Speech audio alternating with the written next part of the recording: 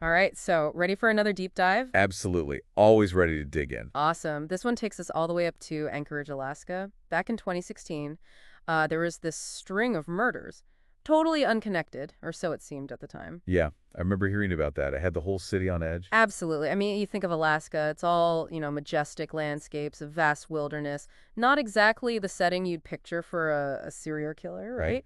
Definitely not your typical true crime backdrop. Exactly.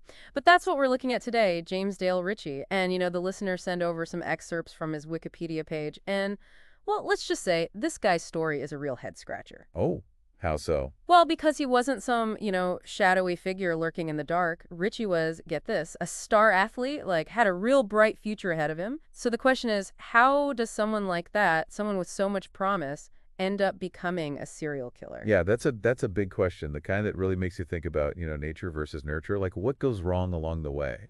Exactly. So let's rewind a bit. We're in Anchorage, Alaska, like I said. Okay, setting the scene. Yeah, and right in the middle of it all is James Dale Ritchie, born in 76, right there in Anchorage.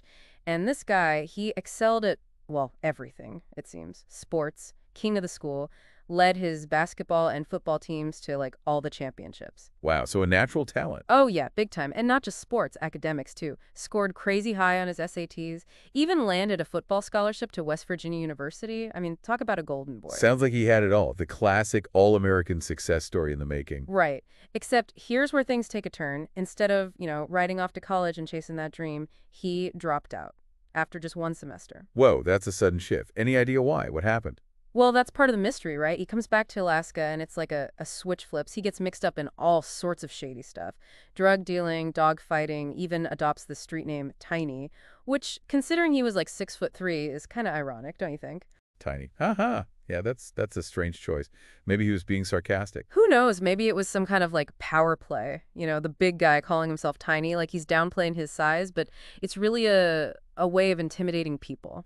Interesting theory. It's like those nicknames sometimes, they can be more than just names, right? They can be, I don't know, almost like masks that people wear. Totally, like a way to hide in plain sight. Or maybe maybe it was just a dumb joke that stuck. Could be. But whatever the reason, it seems like things were definitely heading in a bad direction. Oh, yeah. And they get worse. In 2005, he gets busted for a home invasion. And get this, when they catch him, he's got 2 handguns, and this is the really creepy part plastic handcuffs. Whoa. Okay, yeah, that's definitely setting up some red flags. Right, like that's not just your average burglary. That's something else entirely. And you said this is also when he gets the Colt Python, the gun that was later, Yep, the murder weapon. It's all starting to come together, but still so many questions. It's like, was this home invasion a turning point? Did something snap in him then? It's hard to say. But it definitely seems like a significant piece of the puzzle. For sure. And the plastic handcuffs, I mean, come on. That's chillin'. Almost like a preview of what's to come. It does make you wonder if anyone at all saw this coming. Were there any other signs, any warnings that people missed? Right. Like, how did this guy, who seemingly had it all, go down this dark path? Yeah, it's a question that a lot of people probably asked themselves after everything came to light. Absolutely. But, okay, so he gets sent away for the home invasion, serves his time. And here's the thing. He seemingly gets his life back on track, moves to Virginia, spends almost a decade living like a totally normal, law-abiding citizen. Wait, really? So it's like he just put that part of his life behind him? Seems that way. It's almost like he was living a double life, hiding his past, putting on this facade of normalcy. Wow. I mean, that's pretty incredible. And kind of scary too, right? To think that someone capable of, that level of darkness could just blend in like that. Totally. It's like, how well can you ever really know someone? But that facade, it doesn't last forever. In 2016, he goes through a breakup, and guess what? He heads back to Anchorage. Oh no, this is where things get really bad, isn't it? Yep. And it doesn't take long for the city's nightmare to begin. Shortly after he gets back, the murders start. Victims turning up in parks, along bike paths. And the one thing that connects them all, the killings always happen at night, often around midnight, like he's deliberately using the darkness as a cover. So chilling. It's like he's become a creature of the night. Exactly. And at this point, are the police like putting it all together? Do they know they've got a serial killer on their hands? Not at first. I mean, the victims, they're all so different, seemingly random. There's no like obvious pattern, no clear motive. So the police, they're initially looking at gang violence as a possible explanation. Oh, so the classic misdirection happens all the time in these cases. Right. But then As the body count rises and those similarities in the killings, the time of day, the locations, they become harder to ignore. That's when that chilling realization starts to sink in. They're dealing with something much, much darker. So let's talk about the victims. You mentioned there were 5 confirmed victims, right? Yeah, that's right. Brianna Foisey, Jason Netter Sr., Travion Kendall Thompson, Kevin Turner, and Brian Tuhusson. Each one of them with their own story, their own loved ones left behind. And their deaths, they just sent shockwaves through the community. And it's so random, right? Like some were homeless, others had families, jobs, lives. It's heartbreaking. It is. And it really reinforces the idea that anyone, anywhere, can become a victim of violence. Absolutely. And, there's one detail about the victims that really stuck with me. One of them, Travion Kendall Thompson, he was actually the son of Richie's childhood friend. Oh, wow. Wait, seriously? Yeah, and that just adds this whole other layer to the story, doesn't it? Like, was that a coincidence, or was there something more to it, something personal? Man, that's heavy. It's like it makes it all so much more complicated. You have to wonder if that connection played any part in what happened.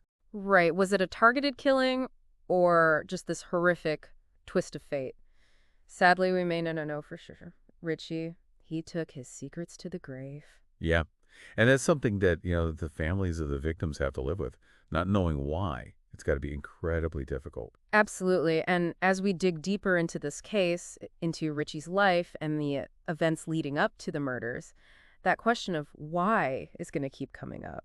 Yeah, it's the question that haunts every case like this. What drives a person to do such terrible things? Exactly. Yeah, it's tough to think about, all those families, the whole city living with that fear, knowing there's a killer out there. Absolutely.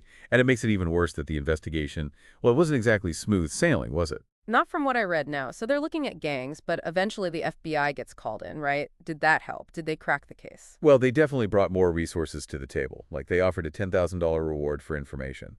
But they were also pretty tight-lipped about the whole thing. I guess that makes sense. Wouldn't want to tip off the killer, right? Or cause a panic. Exactly. They didn't come right out and say, hey, we think there's a serial killer on the loose. But you can bet behind the scenes they were working overtime to connect the dots. So how did they finally catch Richie? Was it like a lucky break, a tip from someone? Honestly, it's almost too crazy to believe, like something out of a movie. Okay, now you got to tell me. Spill the beans. All right, so picture this. It's November 2016, 4:30 in the morning, still pitch black out. Setting the mood, I see. Right. And we've got this Anchorage police officer, Unsolved. He's responding to a call, totally routine stuff, unpaid taxi fares, nothing to do with the murders at all. Wow, so just wrong place, wrong time. You could say that. So Officer Salau's driving along, and he sees Richie walking down the street, figures, hey, maybe this guy saw something, right? He's trying to be thorough. Exactly. So he pulls up next to Richie, calls out to him. Completely normal interaction. At least that's how it starts. Okay, but it doesn't stay normal for long, does it? Nope. As soon as Officer Salau calls out, Richie spins around, pulls out a gun, and guess what? It's the Colt Python, the one we talked about. No way. He just pulls it out and starts shooting. Fires multiple shots at Officer Salau, hits him several times, seriously injuring him. Oh my God. So Richie was just waiting for any opportunity. He didn't even hesitate. Seems that way. It all happened so fast. But thankfully, Officer Salau, even though he's badly wounded, he manages to shoot back. And then another officer arrives, joins the shootout.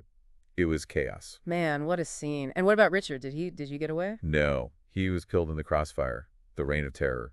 Over just like that. Wow. So a routine police stop for something totally unrelated ends up taking down a serial killer.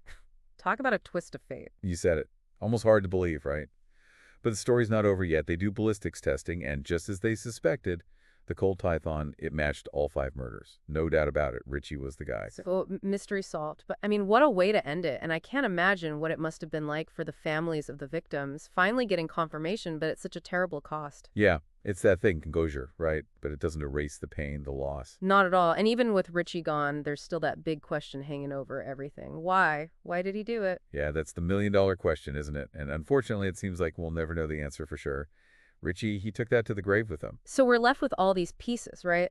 The promising athlete turned criminal, the violence, the victims, but no real explanation for it. Just this gaping hole where the motive should be. It's frustrating, isn't it, to have all this information, but still not understand the core of it, the why.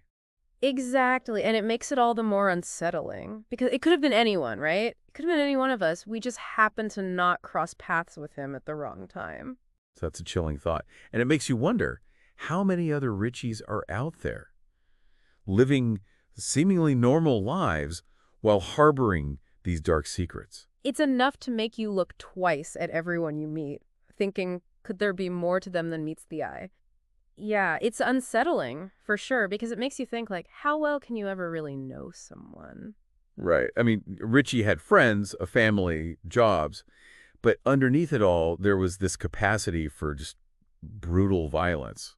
Yeah, and that duality, it's something that, it's hard to wrap your head around. Like, we all have different sides to us, different, I guess you could say, compartments in our personalities. But for Ritchie, that dark side, it took over in a terrifying way. It really did. And to go from, like we were saying, drug feeling, that home invasion, to then living a what seemed like totally normal life in Virginia, and then bam, back to these horrific acts. It's mind-boggling. It is. But that compartmentalization, it's actually something you see a lot with people who commit these kinds of crimes. It's like a way to separate themselves from their actions, to justify things in their own mind. So maybe that's part of it. Maybe he convinced himself that those years in Virginia, that was the real him, and the violence, that was something else interiorly. It's possible. But even if we could ask him, would we believe the answer?